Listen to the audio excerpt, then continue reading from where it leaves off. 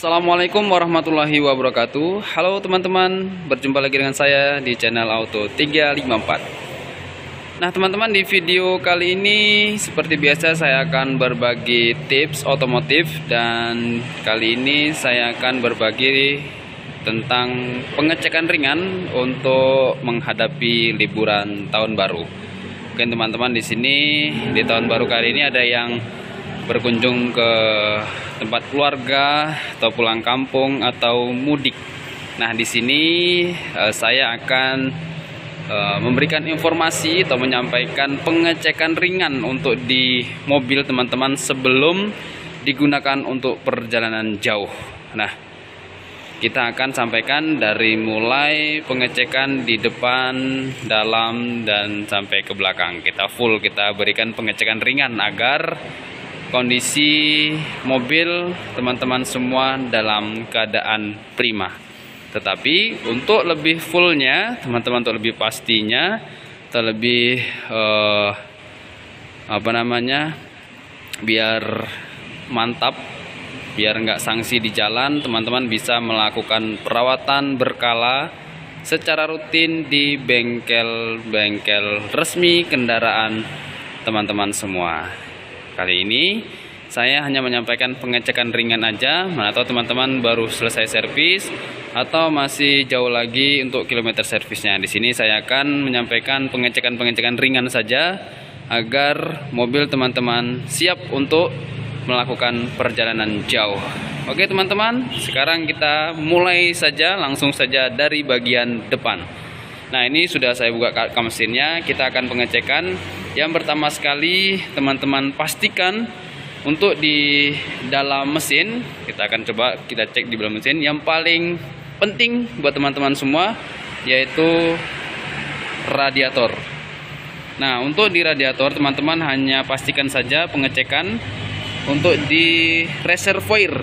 Nah, di reservoirnya harus pastikan sesuai dengan standar ya, ada ukuran full di sini. Lihat, udah cukup, radiatornya pastikan cukup di bagian garis full. Nah, saran saya buat teman-teman jangan membuka tutup radiator. Ya, jadi jangan dibuka apalagi pada saat panas. Jadi pastikan teman-teman hanya menambah atau memastikan saja tuh di air radiatornya ini. Lihat, air radiator itu cukup. Nah, kalau kurang teman-teman bisa datang ke bengkel resmi untuk melakukan penambahan obat radiator. Oke, kemudian teman-teman bisa melakukan pengecekan air baterai juga. Nah, air baterai ini teman-teman dilakukan pengecekan. Nah, air baterainya harus kondisi cukup. Di sini terlihat cukup ya. Harus pastikan semuanya ini kondisi air baterainya penuh. Dan pastikan terminal baterai jangan lupa, jangan sampai longgar, harus terkunci dengan kuat. Kita goyang-goyang seperti ini. Nah, ini jangan sampai longgar karena bisa menyebabkan mati tiba-tiba atau susah untuk melakukan starter. Di bagian terminal negatif dan jangan lupa untuk terminal positifnya juga dipastikan digoyang-goyang seperti itu ya. Digoyang-goyang, gak usah terlalu kuat sekali, yang penting sudah kita pastikan kencang. Itu sudah mantap, sudah bagus. Nah, untuk bracketnya juga kita pastikan harus terikat dengan kuat supaya nggak menimbulkan bunyi-bunyi. Oke, setelah baterainya ini, dan pastikan lagi kalau teman-teman punya avometer di rumah, pastikan tegangan baterainya ini, tegangan baterainya itu di atas 12 volt ya, minimal 12 volt. Terus kemudian kalau teman-teman nggak punya ya, pastikan pada saat servis kan sudah dicek ya, air baterai, tegangan dan lain sebagainya. Tapi untuk teman-teman pastikan saja bahwasannya air baterai cukup. Terus kemudian tegangan baterainya terminal baterainya juga terpasang dengan kuat, tidak longgar, semuanya terpasang dengan kencang, terpasang dengan kuat ya guys ya. Terus kemudian pastikan minyak rem juga. Nah, minyak rem ini pastikan kondisinya juga bagus. Lihat dari kualitinya atau dari bentuk air minyak remnya harus pastikan bersih, jernih ya. Jangan sampai minyak rem itu sudah kondisi kotor atau sudah hitam bahkan. Nah, ini lakukan segera pengurasan minyak rem atau buang minyak remnya, diganti dengan yang baru karena ini berbahaya sekali. Perjalanan jauh akan sangat fatal jika remnya ini tidak berfungsi dengan baik. Nah, kemudian dari kualitas, sekarang kuantitasnya. pastikan bahwasannya cukup di garis batas maksimal. Jadi jangan sampai juga kurang ya. Yang pertama tadi minyak rimnya kualitasnya oke, tidak kotor, tidak berwarna hitam. Kemudian kuantitinya juga cukup. Dan ini jangan lupa ya, pemasangannya juga harus dipastikan harus terpasang dengan kuat sekali. Kemudian teman-teman bisa cek oli, kuantiti olinya. Nah, untuk pengecekan oli, pastikan olinya itu ada dan cukup sampai batas fullnya ya. Sampai batas fullnya. Teman-teman bisa juga dari kuantitinya, lihat dari kuantiti dan kualitasnya. Nah, itu kalau sudah terlalu hitam, lakukan segera penggantian oli sebelum perjalanan jauh di bengkel resmi teman-teman semua. Nah, setelah itu teman-teman, yang selanjutnya, sekarang ini kan musim hujan ya, musim hujan, jadi air wiper juga ini dipastikan dalam kondisi penuh. Lihat sudah penuh nih ya, sudah kondisi penuh, jadi harus dipastikan air wiper juga untuk pada saat hujan kadang ada bercak-bercak terkena air hujan tersebut. Nah, untuk pengecekan ringan, teman-teman bisa tambahkan juga di bagian tali kipas. Ini tali kipasnya juga teman-teman bisa untuk dipastikan kekencangannya ya. Jangan sampai longgar, ini akan menimbulkan bunyi, apalagi kondisi hujan ya. Kondisi hujan, tali kipas ini bisa ketika kena air dan kekencangan juga tidak standar, ini akan menimbulkan bunyi. Terus kemudian tidak ada retakan-retakan, lihat di sini tidak ada retakan-retakan di bagian dalam tali kipasnya. Nah, ketika ada retakan-retakan, ini saran saya lakukan segera penggantian.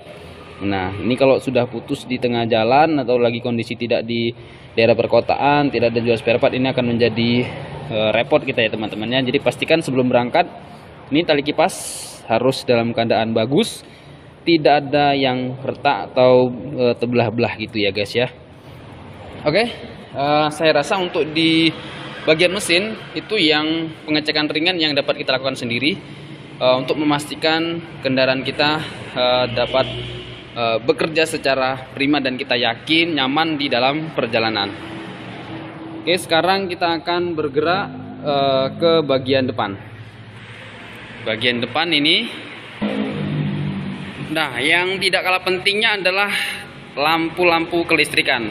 Jadi pastikan lampu-lampu kelistrikan semuanya berfungsi dengan normal. Lampu dekat, lampu jauh, lampu hajat, lampu kabut di bawah, semua pastikan dalam kondisi normal. Lampu sen terutama, lihat lampu sen kiri kanan, kemudian kalau ada yang di spion, dipastikan yang di spionnya juga nyala.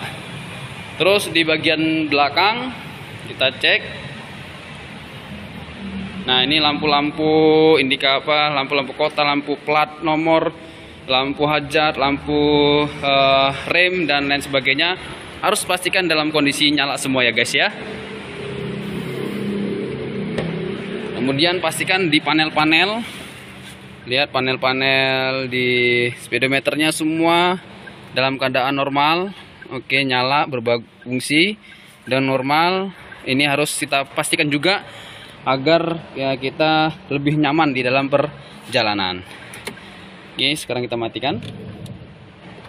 Nah, itu untuk pengecekan di kelistrikan. Jadi kita pastikan ya teman-teman, untuk di kelistrikannya, lampu-lampunya semua dalam kondisi normal atau dalam kondisi nyala semua dan aktif.